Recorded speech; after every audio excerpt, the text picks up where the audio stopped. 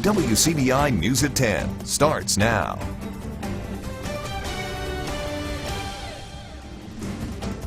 Good evening and thank you for joining us. I'm Selena Schaefer. Mississippi State University and the Starkville community is in mourning this evening. A senior member of the Mississippi State women's track team is dead following an early morning crash. 22-year-old Kaylin Kirsch of Pearl died in the accident, which happened at 1:22 this morning. The wreck took place at the intersection of Highway 182 and Old Mayhew Road near Clayton Village. The 2017 MHP SUV was traveling east on MS 182 when a 2002 green Toyota Corolla entered the roadway traveling north from Mayhew Road.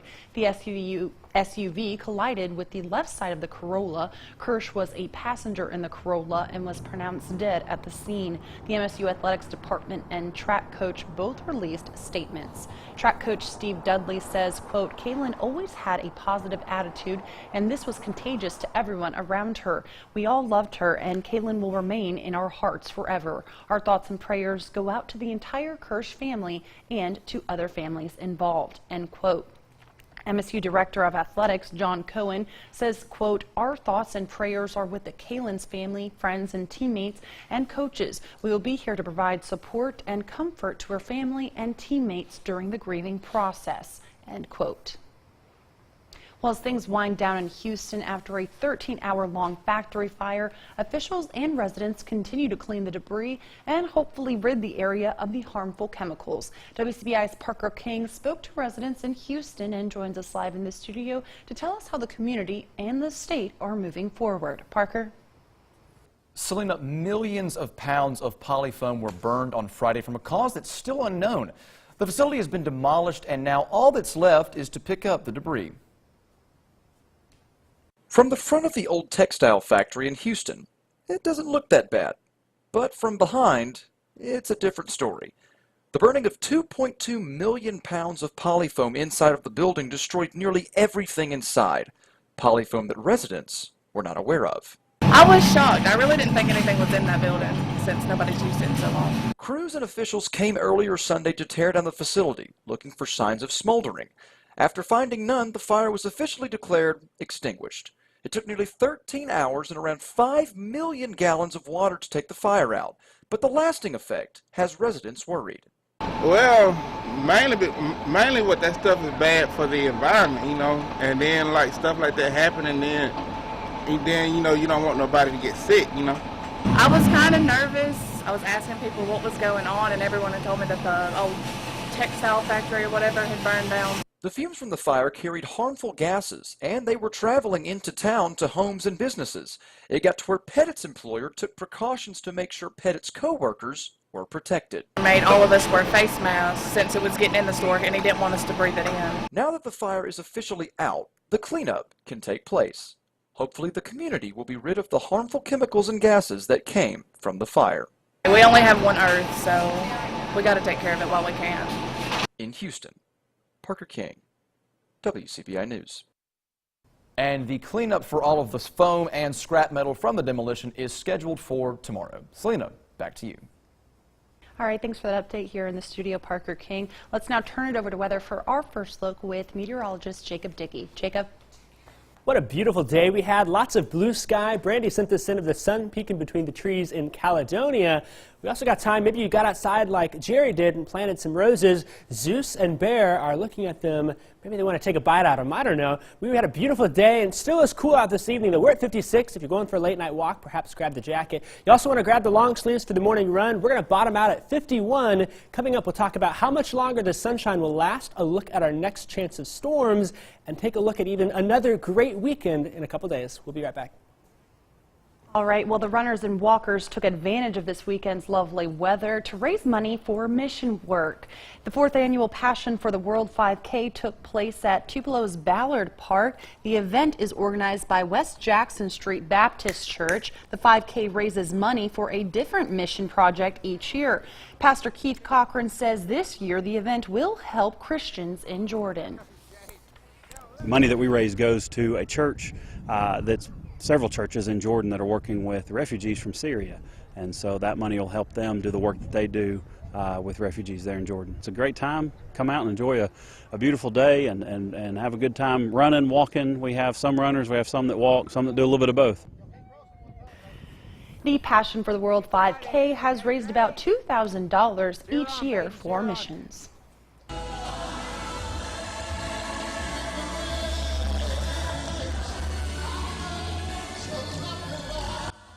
Hundreds turned out this weekend to see a well-known Christian and Southern gospel music artist. Jason Crabb performed at Tupelo's West Jackson Street Baptist Church.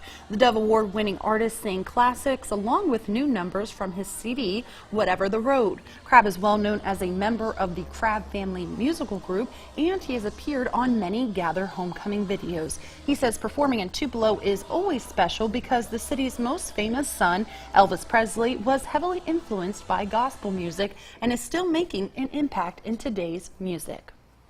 Of course, he had so much charisma, and he always picked great songs. I think that was a very key thing.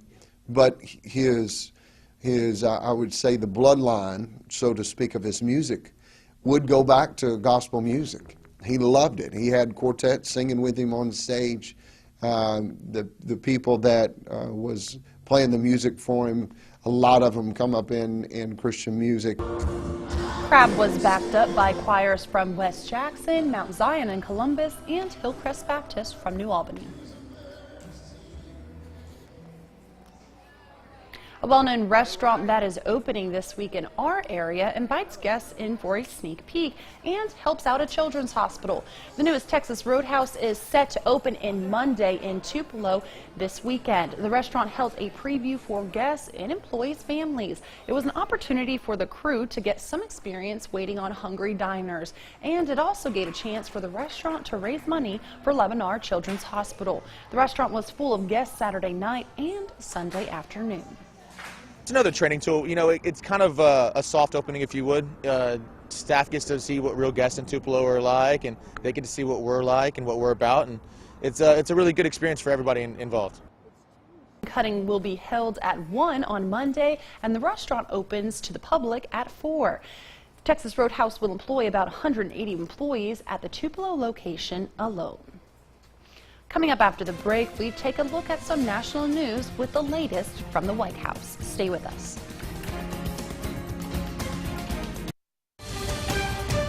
You're watching WCBI News at 10 with Selena Schaefer. Welcome back. Sally Yates, a top Justice Department official in the Obama administration, is set to testify tomorrow about Russia's attempts to interfere in the presidential election. Yates was fired by the Trump administration in January after refusing to defend the president's travel ban in court. Errol Barnett has the latest from the so-called weekend White House in New Jersey. Ahead of Monday's Senate Judiciary hearing on Russia, President Trump focused on Democrats this morning, tweeting, "When will the fake media ask about the Dems' dealings with Russia?" Former Deputy Attorney General Sally Yates will testify for the first time about her warnings to the Trump White House regarding former National Security Advisor General Mike Flynn.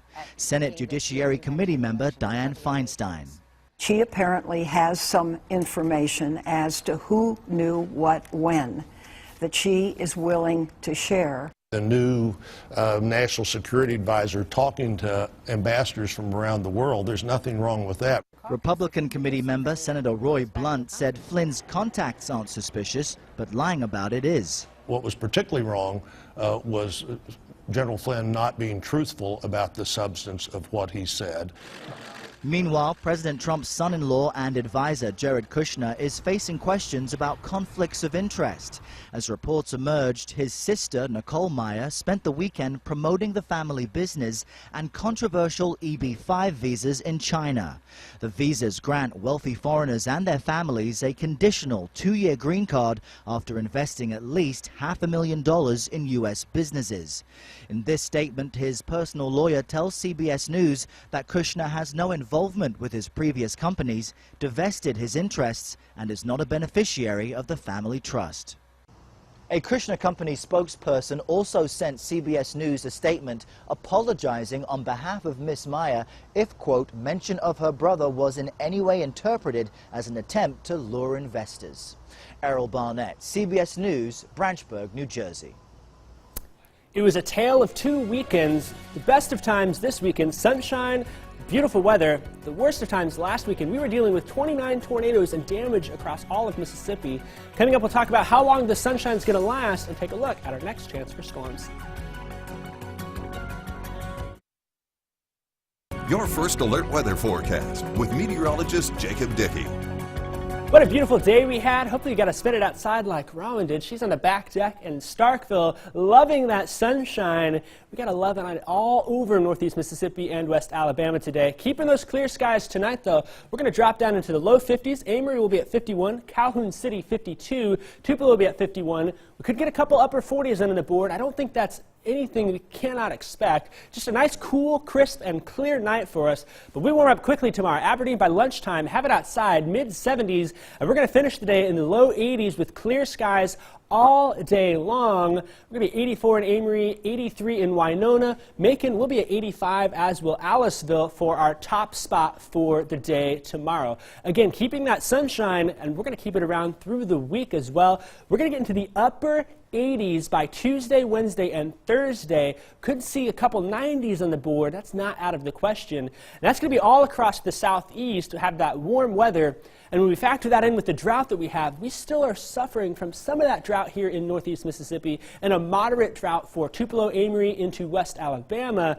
We thankfully have had some rain for the past couple weeks, but down in Florida and South Georgia, they've been dry as a bone. And because of that, we're looking at the future rainfall, not even going to give them anything. Because of that, we're talking fire weather in some of those spots here. Through Thursday, no rain in Georgia, Florida, even in Mississippi, Alabama. We'll get our first shot on Thursday night. And Wednesday, I think, will be the hottest day for us. We'll be at 88 in Columbus, but look at these temperatures. Waycross, Georgia, topping the thermometer at 97 degrees, 95 in Jacksonville, 96 in Savannah. That's going to set up for even more fire weather. We're already facing fire weather today, though. Everywhere you see a red dot is a hot spot that's detected on satellite from a heat source. A lot of times it's a wildfire. Sometimes it can be other things. But in particular, there's one big fire outside of Jacksonville here. It's the West Mims fire. We can see in these red areas here, it is 130,000 acres large. That's twice the size of Jackson, Mississippi, and it's only 12% contained. Notice the smoke that's been pouring into Jacksonville. We can see on some of the sky cams down there, this fire is putting smoke and ash throughout Duval County and Jacksonville area. And that's going to be staying that way for until they can get that under control. Keeping the warm weather through the week, though, our next system is coming in then on Thursday and into Friday. And that's the only chance of rain that we have. I think Thursday will stay dry till after dinner. Friday, though, chance of showers and thunderstorms before we're off to yet another nice weekend. The Rebels trying to escape Gainesville with a win. See if Ole Miss can stave off the sweep next in sports.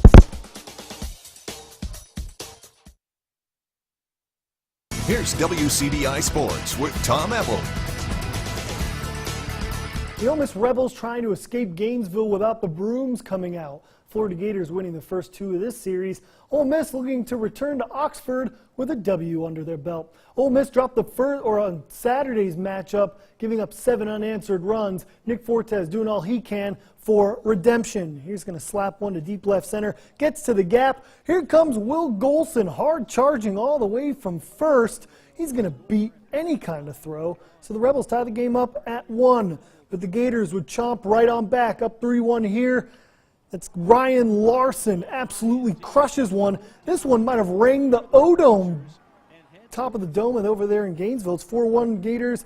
They'd lead by as much as 6-1, but Ole Miss putting on the rally caps. 6-3 here. It's Fortes again with an RBI liner. He'd be out at first. Ole Miss would get it down to 6-4, but it just would not be enough. Gators get the sweep. Ole Miss will head back home to take on Texas A&M for this weekend's SEC series. So we'll take a look at the SEC standings at this point. Mississippi State sitting at the lone spot at the top.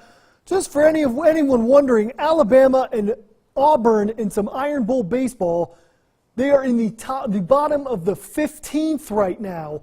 Alabama just tacked on 2 runs. It's 11-9 Alabama in the bottom of the 15th inning. That game still isn't over. So as you can see, the SEC West still stays hotly contested all throughout this weekend. Over to softball, Alexis Silkwood and Mississippi State looking to sweep Kentucky in the regular season finale. Kentucky jumps first. Brooklyn Hines with a liner that stays just fair. Tacks on a run. Wildcats put up 3 in the first. Holly Ward here in the 5th. It's Hines again, blasts one to center. Amanda Ivey has made some serious highlights out in center field, but she can't get that catch there. So it'd be 4-1. Kentucky leads after the solo jack. But the softball team, they're going to take a page out of the Diamond Dogs book. It's rally time, folks. Here the walk is going to bring home a run. This is all in the bottom of the 7th, so it's now 7-5 Kentucky leads. Here is Bevia Robinson. She's going to chop one to short. Fielder's choice is going to bring home another run, so it's 7-6 Kentucky leads. And then just another walk with the bases loaded. It's a tie ball game here. We'd have to go to extras to finish it. But Kentucky, they're going to make it happen. Alex Martins with the bases loaded is going to deliver, brings home 2 runs. Kentucky would tack on 3 in the 11th. To get the W, they win 10-7, but the Bulldogs, they still win the series. The theme for losing in extra innings continued on Sunday with Ole Miss. They lost in a tough one to Missouri 3-2 in 9 innings. A tough error in the bottom of the 9th, that should say, bottom of the 9th, brought home the game-winning run for Missouri. So the regular season is now a thing of the past here in SEC softball, so we'll take a look at the SEC tournament and how it's shaping up to be in Knoxville. Folks, aren't we so lucky? We get an Ole Miss versus Mississippi State round 1 in the SEC softball tournament coming up this week. That game will be on Wednesday. The winner of that game will go on to face the #1 team in the land, the Florida Gators, so it might be an unfortunate task. But you never know come conference tournament season. Alabama at the 5th seed. They'll take on Arkansas. The winner of that one will advance to take on Texas A&M. So we'll be keeping an eye, as you see it, May 10th through the 13th. That is Wednesday to Sunday. We'll keep an eye on who gets the championship in the SEC softball tournament. Coming up next, fast-pitch squads from around our area are ring chasing this week. We'll preview all the title matchups coming up next in sports.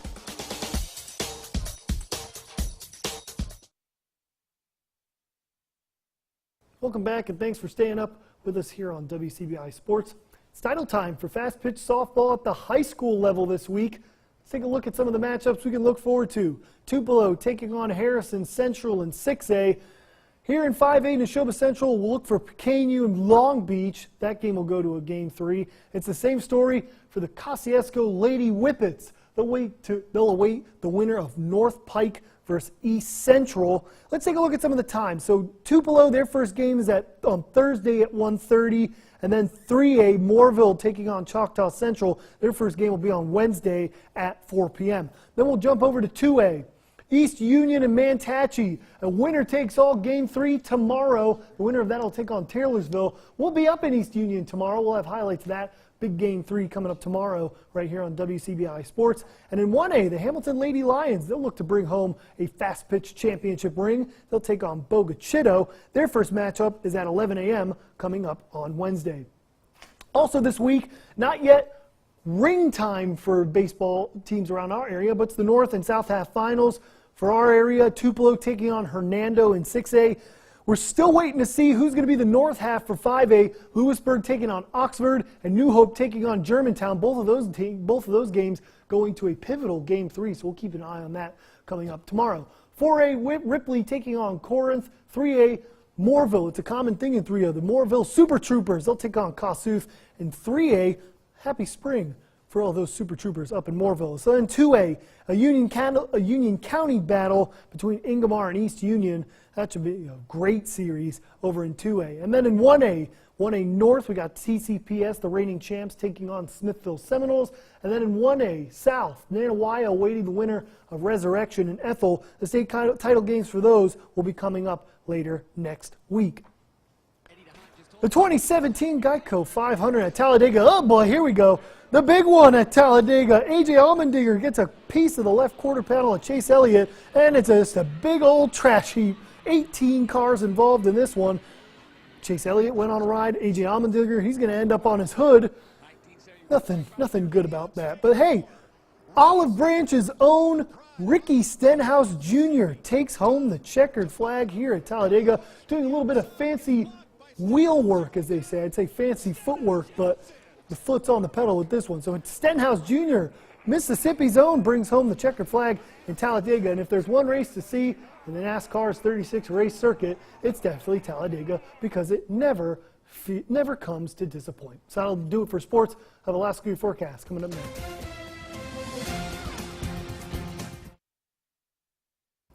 This was a sunscreen type of weekend. I mean, I need SPF like 2,000 or something of that sort. We got lots of sun coming through Wednesday as well, getting warm into the upper 80s, maybe 90 in a few spots. Watch for showers Thursday night into Friday. Maybe some thunder in there too. We'll keep up to date on that before we head to yet another beautiful weekend. Definitely moving from those spring to summer temperatures very rapidly. We're in that transition phase for sure. Awesome. Alrighty, well, thank you guys for staying up with us. We hope you have a great start to your week. Take care.